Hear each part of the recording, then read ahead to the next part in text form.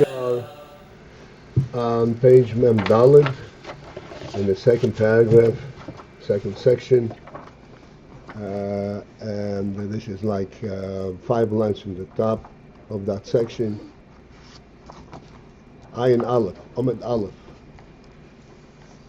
is the beginning of the line.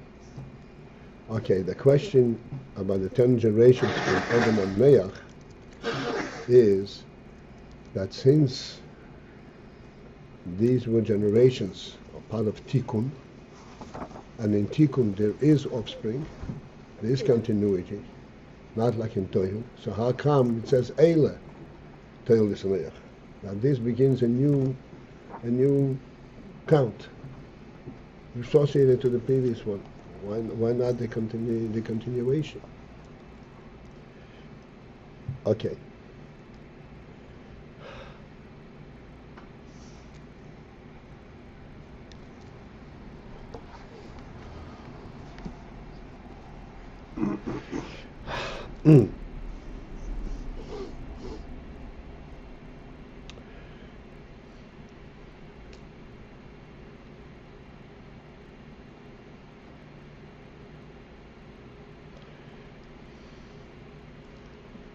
So we started discussing here, okay, essentially introduced it by going to identify the difference between the Neshamas and Malachim.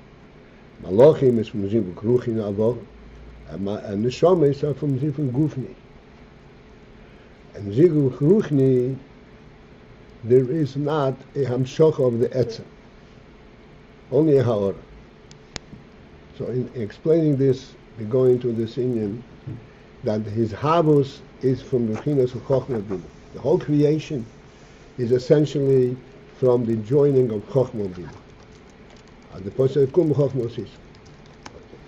Ukmeisha Kosov, and as it says in the Pasuk, Vayomer Elikim. Vayomer Elikim. This is what this is the process of creation. Vayomer Elikim. Who did he say it to? Ayin Elokim said, Abba Omerleim. This is this statement from Abba. Abba is chochmah. And the chochmah made this statement, La'ema told it and said to Ema. This is, we have already discussed the phenomenon of saying, and that chochmah comes b'gzeres chochmosei, ba'omar. Vayomer Elokim. So it means who said to whom? Okay, can you use this? Abba. Shlomo. What? Oh, I'm sorry. Shlomo Bana. No, Shlomo. okay, I'm sorry. Rabbi's going to call into the conference room right now. I apologize. Right over here.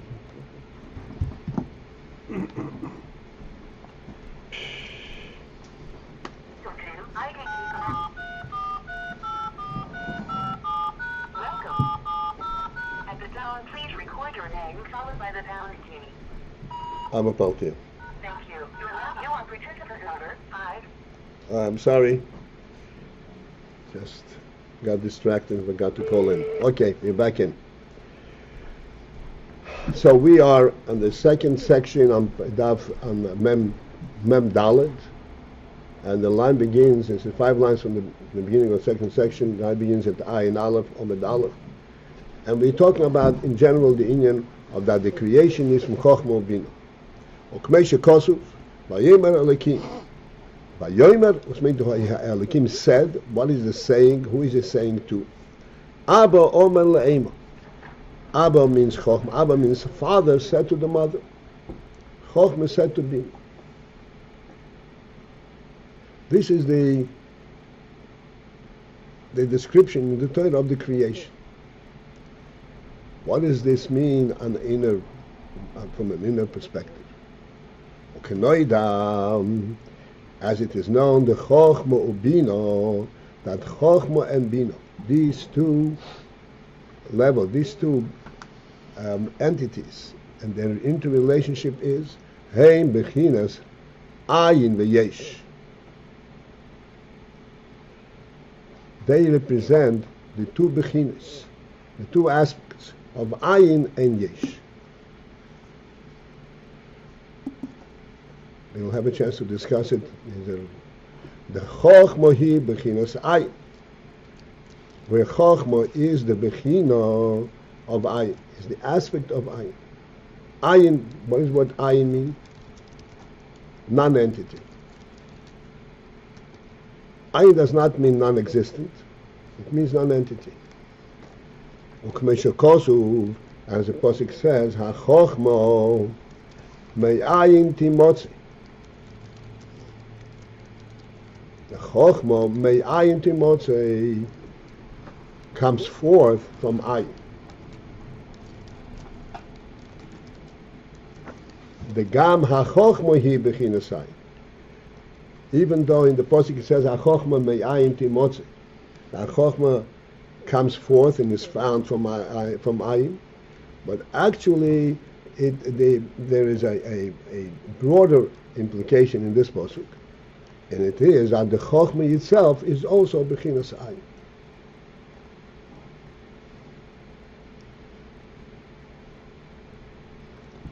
How is that implied in these words in the Pasuk?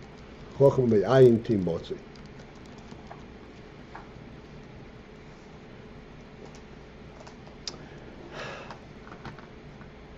Very briefly, the word timotzi means has two definitions, two interpretations. Timotzi means Loshem Mitziyah, presence, and Timotzi means Loshem Mitziyah, finding. The chochmah is found from the Ayin. What is the implication of finding? The implication of finding is that when you find something, it is unexpected, and its presence is elusive. Where is it coming from? What is the basis of this existence?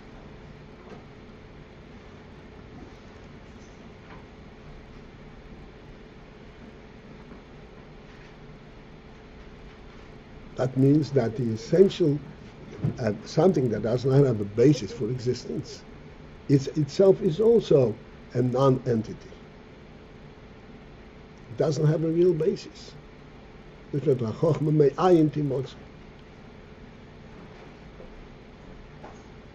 not nivra, it's not created from the Ayin, it is timotzi min Ayin.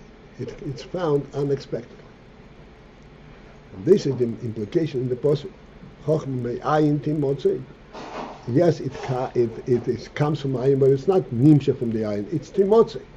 So therefore, the inyan for Ayin applies even to Chochmah itself. Chochmah also has this quality of Ayin. Like we say, the house has a foundation. Yes, it's solid because it has a foundation. It is supported by the earth.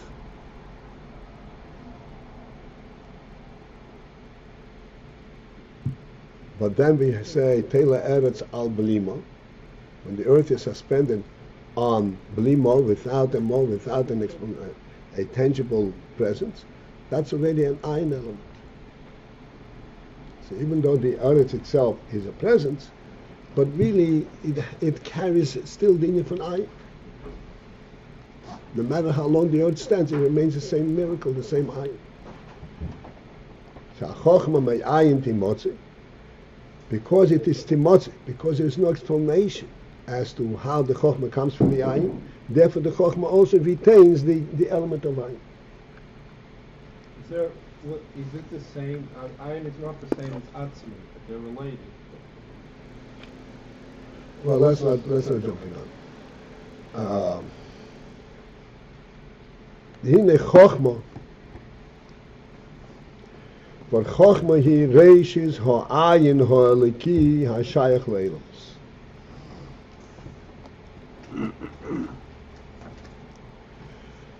That chochmah is the starting point of the Ayin Ha'oliki,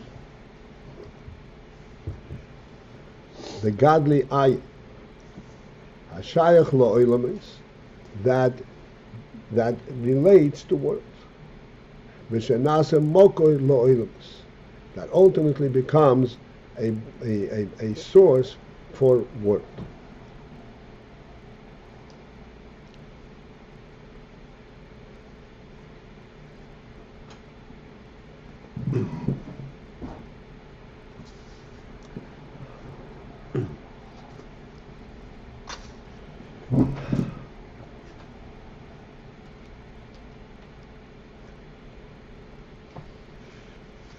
Just to give us a little bit of a handle on the terminology, not to go into the Indian in great depth.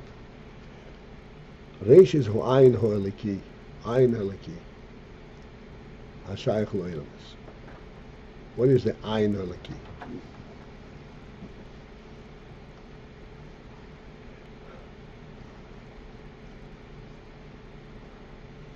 The principle in this is that there's a phenomenal inyan that comes to surface, that is unrecognizable in the creation. And that is that even though the creation is a full-fledged presence, and therefore the force that creates it is in full force, and yet that force that creates it is totally in oblivion. You see the effect of that ayin, but you don't see the ayin. What is this ayin about? What kind of force is it that creates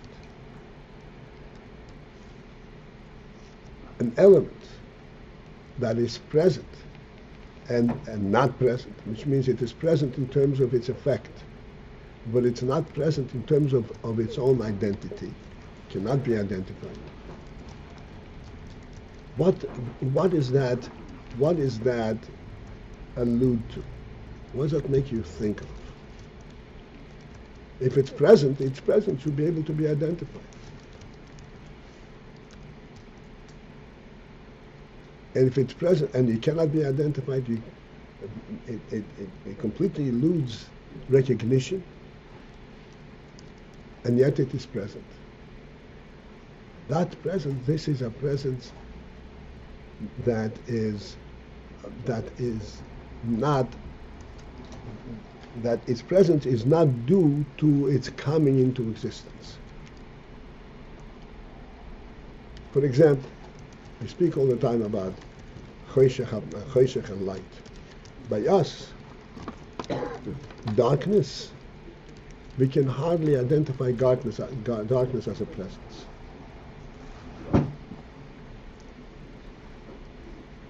We say in davening, Chaposik, Yoitzer Oy Ruvoy Choshech. He creates choshech. We, from our perspective, can't even explain the concept when he creates choshech. Choshech is an non-entity. Choshech doesn't get created.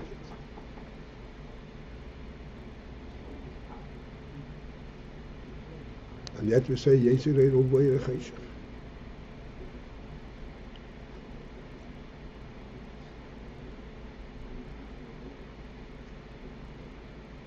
This is the pshat Ayin Eliki.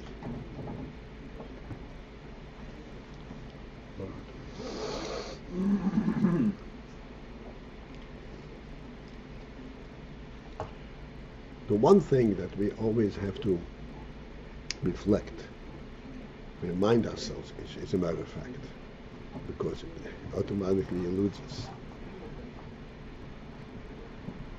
When we say in the simple term, where does the world come from? Oh, God created it. So who created God?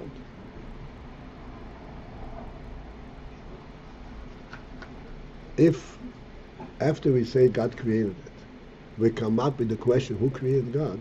That means that we did not pay attention to our own answer. We're just passing the buck. We were not really attending to the question. Because when we say God created it, what kind of answer is this? That the answer is that it was created by an entity that does not need to be created. Otherwise, it's not an answer.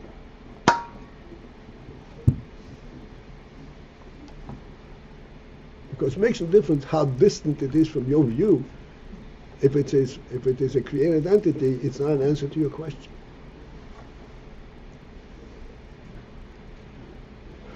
How do we come up with that answer? God created, but it's not an entity.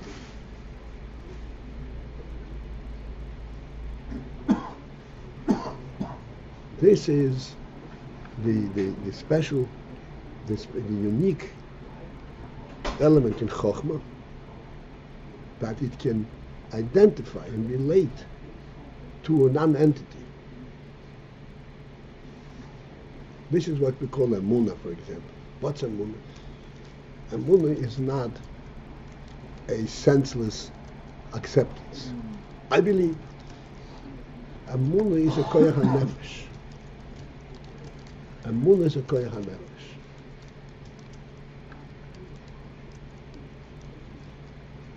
What does koyach hanefesh mean? It means that the nefesh possesses that depth, that truth, that phenomenal truth, that it senses that the truth is that it doesn't need to be created, and that expresses itself in terms of emunah, in the form of emunah.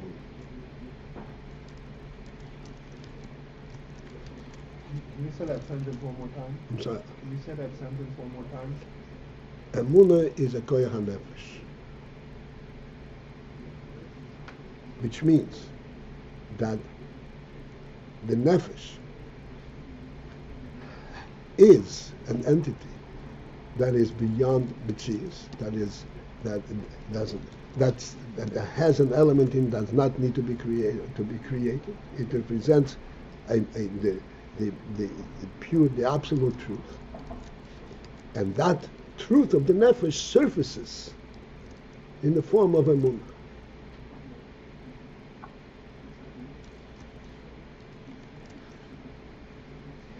So that emunah is a reality. The goof does not understand emunah, but the goof, this is completely superimposed on it. You be quiet, just listen. But with the nefesh, this is a real experience. This is the deepest sense of nefesh, of life. This emunah.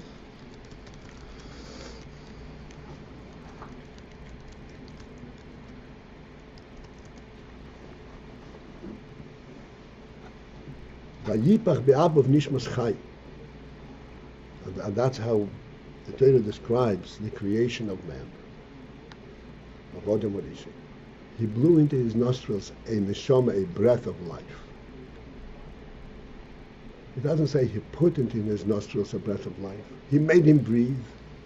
He activated, he started his motor. Doesn't say that. It says he blew into his nostrils, which means the fact that man breathes, he doesn't know how come he breathes. Hashem makes him breathe. It is a godly action that makes him breathe with his neshama. That neshama never becomes an entity unto itself. It is God's breath that is represented in his neshama. And therefore he has no question. Who am I? Where do I come from? That whole question doesn't even begin, because he senses the absolute reality of his own nefesh, because it comes from an absolute reality.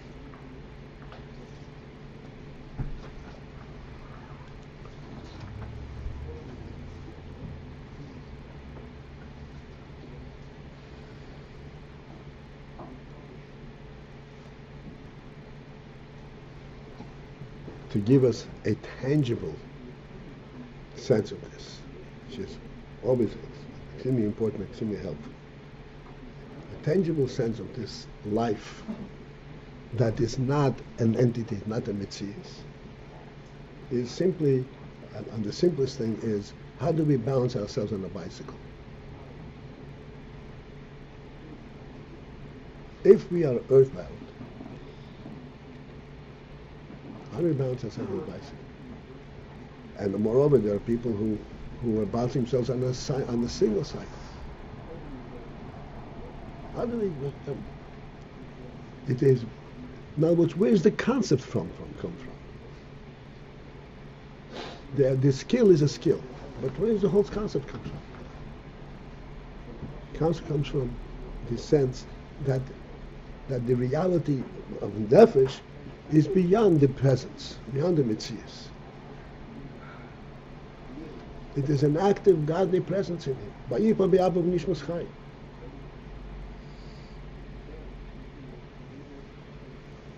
That's we always say that that a man is suspended in the reality, not dependent on the earth to support it. This is called emunah. This is Ayin. This is the Ayin, the chochmah.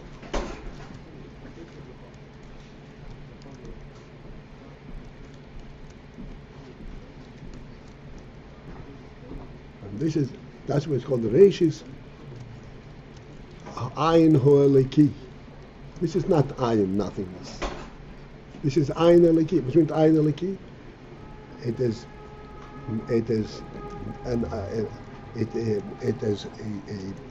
a Ayin reality because it's eleki. It's a reality that does not need tangibility, does not need to be identified. Ayin eleki. How do we come to that? We have it in our nefesh. This is what's called the emunah.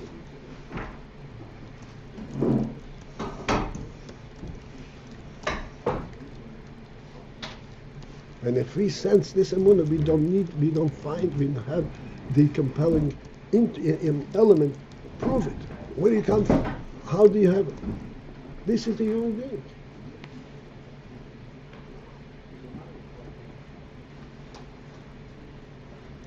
Okay. Yeah. Question. When you brought in Boirich Choshech before, what was the illustrator? Oh, I wanted to say that just like Choshech, the Yas, is a non-entity. And we don't even understand what it means. It has to be created. In truth, it is a creation. From whose perspective is it a creation? From God's perspective. And what's that? In other words, what's that pointing to? Is that like to? So this is Ayin. This is similar as I think as Ayin. Ayin is a non-entity. We cannot relate to non-entity as an entity. But we do sense that there is a lakus, the Ayin Halaki. Halaki is not dependent on an entity. The truth of the godly truth is Ayin.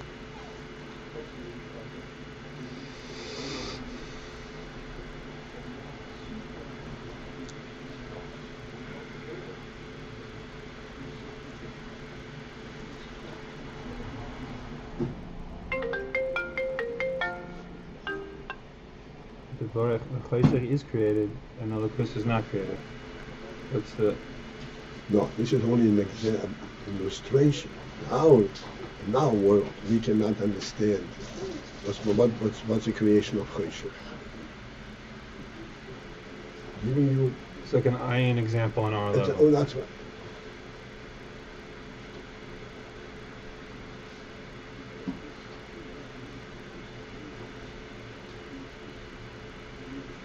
This is the extent to which we can, so to speak, identify this in them.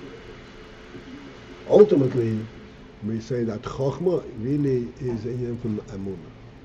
It can be identified. Yeah.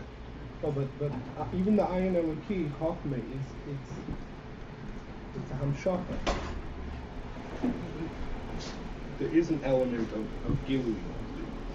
It fits. The pnimius is It's not called hamshoch, it's called timotze, mitziyah. Mitziyah is not hamshoch. Hamshoch is when you have a direct source. It doesn't have a source.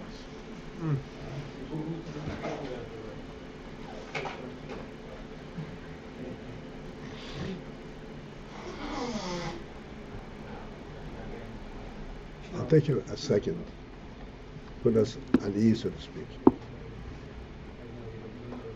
When you speak, okay, you made you produce that word. Now the word exists. How does it exist? You walked away. You're no longer there. How does the word exist?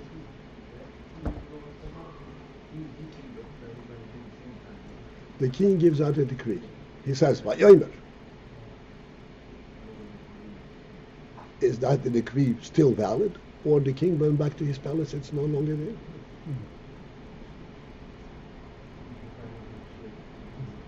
The decree continues to be valid because the king is still saying it.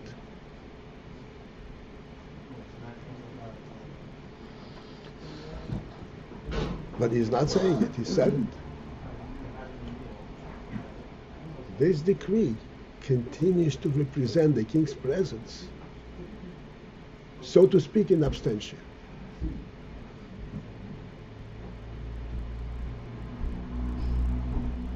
Why? Because the king's presence in absentia and in presence is the same. The king's presence is not based on whether I see him. The king's presence is based on the fact that he is a king, he is the reality. Seeing him or not seeing him, hearing him speak or not hearing him speak is identical. Hearing him speak doesn't substantiate his existence, his presence.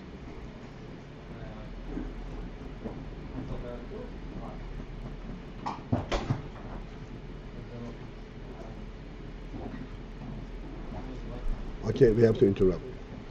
To be continued tomorrow in Mr. Hashem. We'll try our best. Thank you. Take care. Call to. Thursday night, Mr. Shem will be a ring-in at the shiur at the Rabbi Paltiel's house.